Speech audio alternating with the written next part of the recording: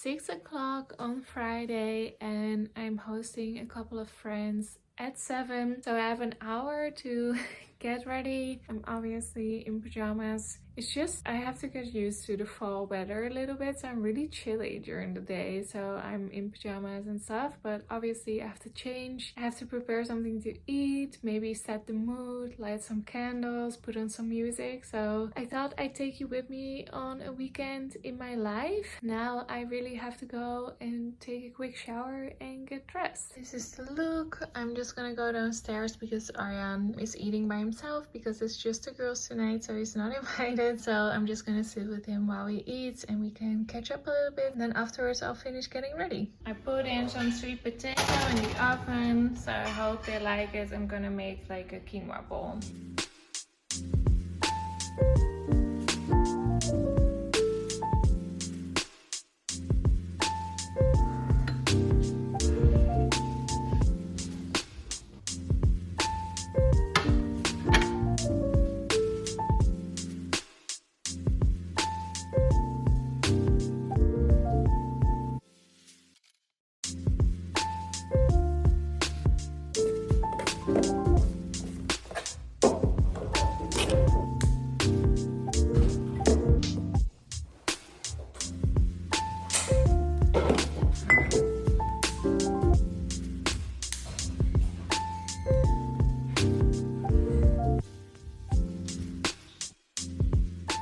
I'm just going to touch up my makeup. I just did a quick body shower and I didn't shower after makeup because I don't have time. I just wanted to freshen up a little bit. The makeup takes too long basically. It's been quite a while since I hosted like a dinner party, I think. So I'm really having to think about what to do. I know that I'm going to have to prepare most of the food once everyone is here. So I prepared some cut up veggies with some hummus to put on the table. So it's like when everyone arrives, you first sit down, offer everyone drinks, and then kind of like catch up. Once everyone is settled, they can munch on the cut up vegetables and then I can go and prepare the food. Sometimes it helps for me to think about it in like smaller steps so that I'm less overwhelmed, because I always feel like, oh, it's so fun, I'll invite everyone, and then once the day is here I'm like, oh my god, what am I supposed to do? I just kind of want to shut down, but there's no need. It can be fun and it's also something that gets easier with time. So the friends that are coming are very private, so I'm not sure if I'll be able to film something because obviously I don't want to make people uncomfortable by forcing them to be in my videos. Like, I respect that. If people don't want to be online, I totally get it. So yeah, we'll see. Maybe I'll be able to film the table and a couple of dishes or something, and otherwise we'll be fine. Okay, I'm ready. I'm gonna go downstairs and start prepping stuff. This is the look. Let's go downstairs.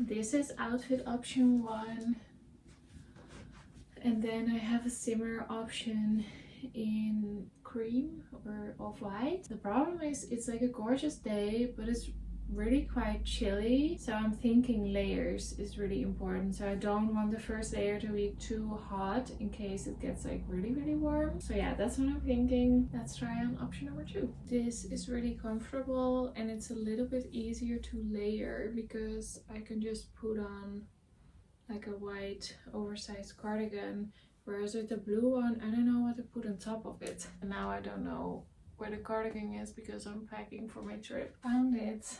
I used to have like a long cardigan to wear on top, but it shrunk in the wash. It wasn't wool, by the way, it just shrunk for some reason. So now I feel like I don't have anything to wear on top of this either.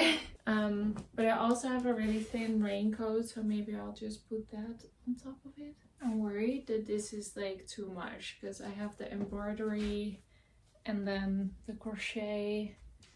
I'm worried it's just a little bit like a lot of patterns. Maybe if I just hang it open, because I feel like if I close it, it's just a little bit much happening up here. But I feel like on camera I like it better than in the mirror. And I have the heating on, so I need to actually feel outside if this is hot enough. I'm gonna go for this one because I haven't worn this in a long time because I had to totally take it apart and reconstruct it. So I'm more excited to wear it and I hope it will work with the weather. I'm going to bring an extra scarf anyway, so I could even wear it as like a shawl or something. So yeah, let's get ready, do some makeup. Then we can go. So Arjan is performing at a street festival in town. He has already left, so I'm just going to get ready and check it out in a little bit. It's 11:10 or something and I need to be there at 12. His performance starts at 12. So I was talking yesterday to the people that I was hosting about how I always felt like I'm a really bad host.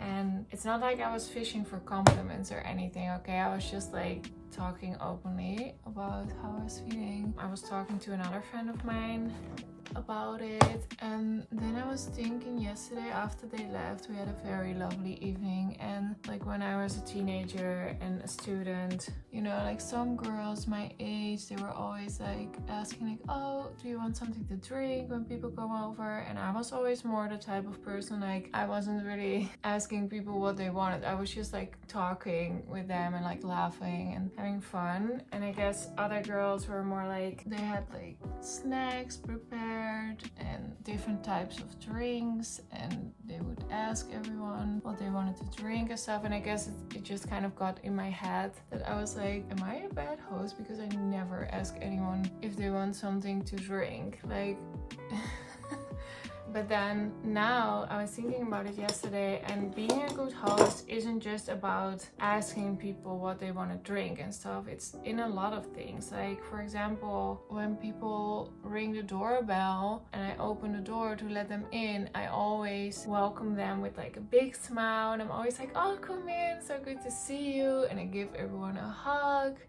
And then I tell them like, oh, you can hang your coat here. And then, you know, I have everyone sit down and we socialize together for a little bit. Like now I ask people if they want something to drink now that I'm a little bit more adult. But, you know, I feel like hosting isn't just about, oh, do you have the right snacks or the right drinks? It's also a lot about making people feel comfortable. Sometimes we focus so much on the one thing or a couple of things that we don't do as well as other people, but that also makes us blind to what is good about us, you know?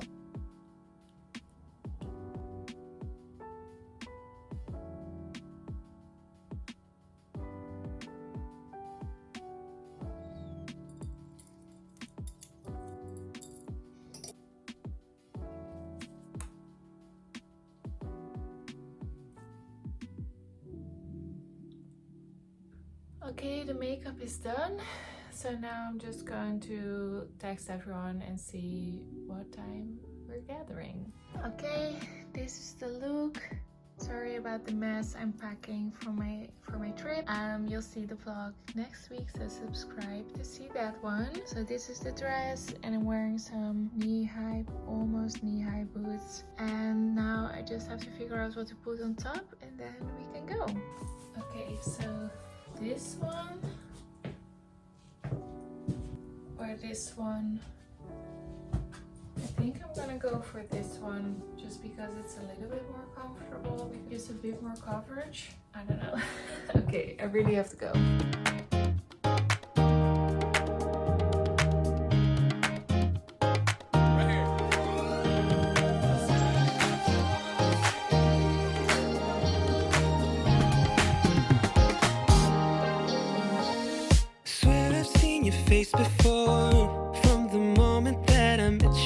me to the floor. You got me writing all my favorite songs. No, you ought to know just what you do to me. Oh, that's what you do to me. So suddenly, cramped as some time. We can't see alive without a touch so sweet. You got me coming back for more. Whenever you come, I'll be there for you. All through the night, just between us two. I'll be there. Never look back, do the things we do. And we're gonna disco in the moonlight. I'll be there for you.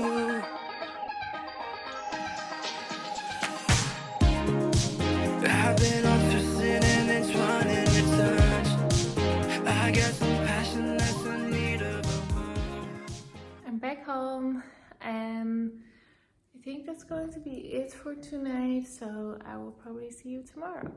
Just wanted to share about a couple of books that I've been reading. These are both summer reads. One of them is a true summer romance read, and the other one you can read in summer, but it's also like seasonless. So the first one I want to talk about is The Paradise Problem by Christina Lauren. I think I mentioned a few weeks ago that I had a hard time getting into the book because I felt like it was a little descriptive and easy and simple, which I still kind of think that, but I must admit by the end I was kind of attached to the main character, especially the girl. Yeah, she really grew on me, to be honest. So even though maybe I didn't love that it was a little easy and kind of like been there, done that kind of story, and the way it was written about felt a little bit like unoriginal or something, but for some reason the main character did grow on me after a while. So I would say that this is a perfectly fine summer read. If you're traveling, maybe you're traveling a little later like I am, I think this is a perfectly good summer read. It's just a romance about an unlikely couple that's thrown together, fake dating. You know, they start feeling attracted to each other. You know how it goes. And then the guy she's involved with turns out to be incredibly rich. But there are a lot of toxic family dynamics on his side. So the fake dating stuff is also has to do with his family. Yeah, there's just a lot of things to do with the money and the family of the guy. And the girl's just, yeah, she kind of grows on you. It's not a great read, but it's definitely perfectly fine for any travel that you're going to do. And then the other one, this is definitely a 5-star read. So this is a Dutch version of Where the Crawdads Sing. Who's the writer? Delia Owens. So my mom and I are always giving each other tips for books to read, and I had actually watched the film on Netflix because I didn't realize it was a book, and I was like, I like this film, so I would like to read the book. And then my mom a few weeks later gave this to me because she read the book but didn't watch the film. So she was like, oh, I read this book, do you want it? It was good. And I was just like, oh yeah, I've actually been meaning to read this. So she gave it to me, and I loved this book. It was so good, just the themes of loneliness, poverty, existing outside of society, but still being confronted to it all the time and being confronted by being different and by people considering you as other. And I thought that it was so beautifully written, and yeah, I really thought it was realistic that someone who grows up like this. So I don't want to give too much away, but it's basically, I'm sure many of you have read this already or heard about it, but it's basically about a girl and she grows up with her family in the swamps just outside a tiny little village. And the swamp people are kind of considered as outcasts, as, you know, people that you don't want to associate with. Like, they're considered to be illiterate and uneducated and maybe even criminals and basically worthless to society. This girl, her family ends up leaving her. She ends up all alone in the swamp from the age of, I don't know, like 5 or 6 or something, like really, really young. And she basically is raised by herself and the swamp, basically.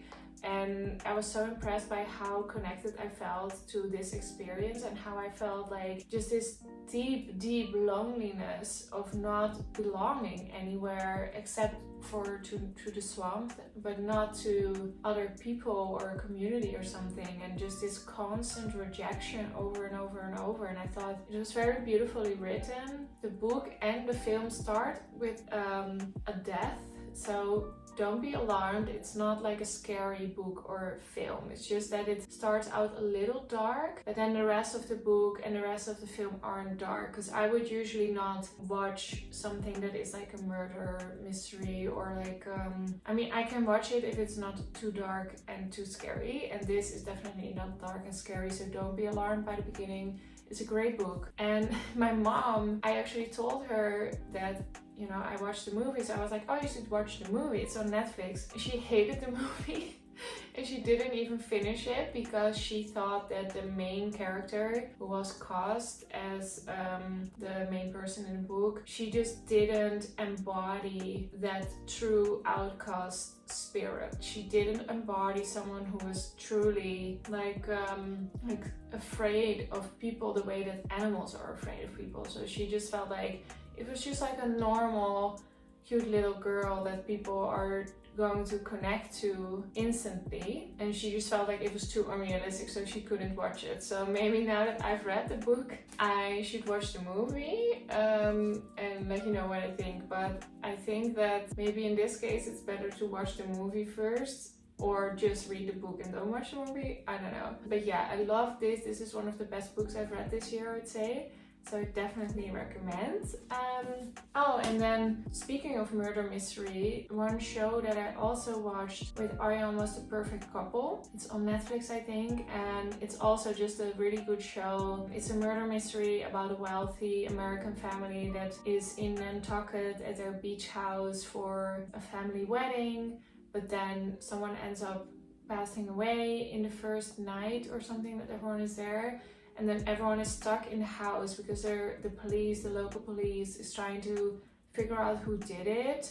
And then the local police is also funded largely by this family and other powerful people. So it's kind of like a struggle. It's just like very hyper realistic colors, like very beautiful wardrobe. Everyone is beautiful, of course. And it's just like an interesting, fun watch. Even though it is about a murder, it's also quite light and funny and just like a good thing to watch. I think it's very summer vibe, even though summer is over already, but you could still watch it. I think the critique that I would give the show The Perfect Couple is that a lot of the things that the police do make no sense at all. You know, they question two people at once, and whereas normally people would always be separated so that they don't, you know, contradict each other's stories or something. And I don't know, it was just the police side of it was a little like, don't take it too seriously.